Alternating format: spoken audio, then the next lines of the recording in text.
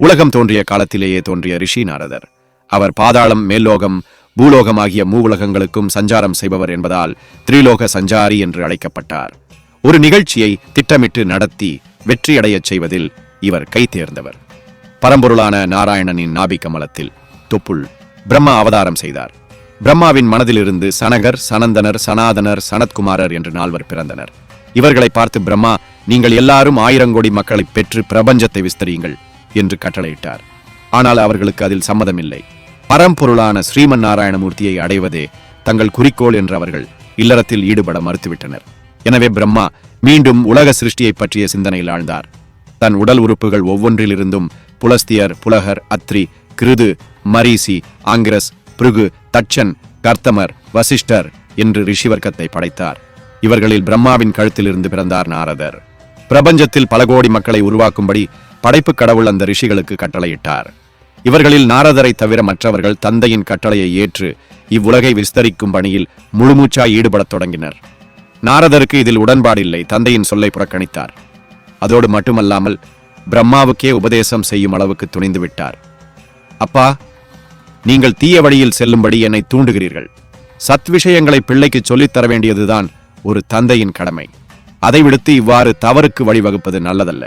நான் எம்பெருமானுடைய பாதார விந்தங்களை அன்றி மற்றொன்றை சிந்திக்காதவன். ஹோலக சுகங்களை மறந்த என் போன்றவர்களை ஆதரிக்க வேண்டியதுதான் உங்கள் கடமை என்று புத்திமதி சொன்னார். பிரம்மதேவருக்கு கோபம் கொப்பளித்துக் கொண்டு வந்தது.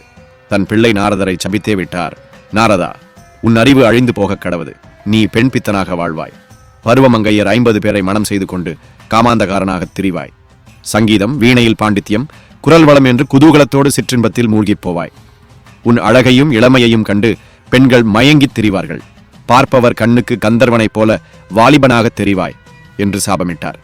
மேலும் நீ தேவ கூட்டத்தில் உபபர்ஹணன் என்ற பெயரில் பிறந்து 2 லட்சம் ஆண்டுகள் சுகபோகங்களில் திளைப்பாய். அப்பிறவி முடிந்ததும் மறுபடியும் ஒரு தாசியின் வயிற்றில் பிறப்பாய். அப்போது உத்தம சிரேஷ்டர்களின் சகவாசம் உண்டாகும். அவர்கள் சாப்பிட்ட எச்சிலை உண்ட புண்ணியத்தால் ஸ்ரீகிருஷ்ணரின் அருள் கிடைக்கும். மீண்டும் என் மகனாக பிறவி எடுப்பாய். அப்போதுதான் ஞானம் உண்டாகும் என்று சாபமிட்டு தன் கோபத்தை தணித்துக் கொண்டார். நாரதர் பிரம்மாவின் சாபத்தை கேட்டு கதறி ஓலமிட்டார். அப்பா, இதுதான் ஒரு தந்தைக்கு அழகா? நான் பல நீச பிறவிகளை எடுப்பதால் உங்களுக்கு என்ன பெருமை உண்டாகப் போகிறது? இருந்தாலும் உங்களுக்காக இப்பிறவிகளை மனப்பூர்வமாக ஏற்றுக்கொள்கிறேன். ஆனாலும் என் சிறு விண்ணப்பத்தை ஏற்றுக்கொள்ளுங்கள். எப்பிறவி எடுத்தாலும் எம்பெருமான் ஸ்ரீமன் நாராயணனின் பாதார விந்தங்களை மறக்காத பாக்கியத்தை மட்டும் தாருங்கள் என்று வேண்டிக் கொண்டார். நாராயணா, நாராயணா என்று சொல்லிக்கொண்டே தெரிந்தார். இந்த சந்தர்ப்பத்தில் புஷ்கரம் என்னும் க்ஷேத்திரத்தில் கந்தர்வன் ஒருவன் நீண்ட காலமாக பிள்ளையில்லாமல் வருந்திக் கொண்டிருந்தான். அவன் சிவபெருமானை நோக்கி தவம் இருந்தான்.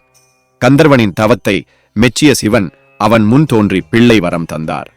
பிரம்மசாபத்தின் பயனாக நாரதர் கந்தர்வனின் மகனாக உபபர்ஹணன் என்ற பெயரில் பிறந்தார். சித்திரரதன் என்ற மன்னனின் மகள்களான 50 பெண்களையும் மணந்து சிற்றின்பத்தில் திளைத்தார். ஆனால் வீணாகானமும் ஸ்படிகமாலையும் கொண்டு ஹரிபக்தி கொண்டவனாகவும் வாழ்ந்தார். கந்தர்வனாக இருக்க வேண்டிய காலம் முடிவடைந்ததும் உயிர் நீத்தார். கான்யகுப்ஜ தேசத்தில் திரமிழன் என்ற அரசன் இருந்தான். அவனது நாட்டில் பஞ்சம் தலைவிரித்தாடியது. இந்த சந்தர்ப்பத்தில் திரமிழனின் மனைவி கலாவதி கருவுற்று ஒரு ஆண் குழந்தையை ஈன்றாள். திரமிழனுக்கு குழந்தை வந்த நேரம் நாட்டில் மழை பெய்து நீர்வளம் நிறைந்தது. அதனால் நீர் என்ற பொருளில் நாரதன் என்று குழந்தைக்கு பெயரிட்டனர். நாரம் என்றால் தண்ணீர், கடலில் மிதப்பவர் என்பதால் தான் திருமாலுக்கே நாராயணன் என்ற பெயர் ஏற்பட்டது. ஒரு நாள் நாரதரின் சகோதரர்களான சனகாதி முனிவர் 4 அதிதிகளாக கலாவதியிடம் வந்து உணவு பெற்றனர். சிறுவன் நாரதன் அவர்கள் சாப்பிட்ட மீதி உணவை வாங்கி சாப்பிட்டான். பணிவோடு நடந்து கொண்ட அந்த சிறுவன் மீது அன்பு கொண்டு அதிதிகள் அவனுக்கு ஸ்ரீகிருஷ்ண மந்திரத்தை உபதேசித்தனர். அன்று முதல் சிறுவன் நாரதன் கிருஷ்ணதாசனாக மாறிவிட்டான். சதா கிருஷ்ண தியானத்தில் இருந்த நாரதருக்கு கிருஷ்ணரும் குழந்தை வடிவில் காட்சி தந்து மறைந்தார். மீண்டும் கிருஷ்ண தரிசனம் வேண்டி அழுதார் நாரதர். அப்போது வானில் அசரீரி ஒலித்தது. நாரதா, பிரம்மாவின் சாபம் இன்றோடு உனக்கு நீங்கியது. மீண்டும் அவர் உடம்பிலேயே ஐக்கியமாகி விடுவாய் என்றது. பின்னர் மீண்டும் பிரம்மாவின் கழுத்திலிருந்து பிறவி எடுத்து திரிலோக சஞ்சாரியாக மாறிவிட்டார். ராமாயணத்தை எழுதிய வால்மீகிக்கு ராமநாமத்தை உபதேசித்தவர் நாரதரே. பக்த பிரகலாதனுக்கு தாயின் கருவில் இருக்கும்போதே அஷ்டாட்சர மந்திரத்தை உபதேசித்து அவனை நாராயண பக்தனாக்கினார். சின்னஞ்சிறு குழந்தை துருவனுக்கு விஷ்ணு மந்திரத்தை உபதேசித்து அவனை நட்சத்திர மண்டலத்தில் ஒளிவிடச் செய்தார். கலகப்பிரியராக இருந்து பல கலகங்களையும் ஏற்படுத்தி நன்மை ஏற்படச் செய்தார்.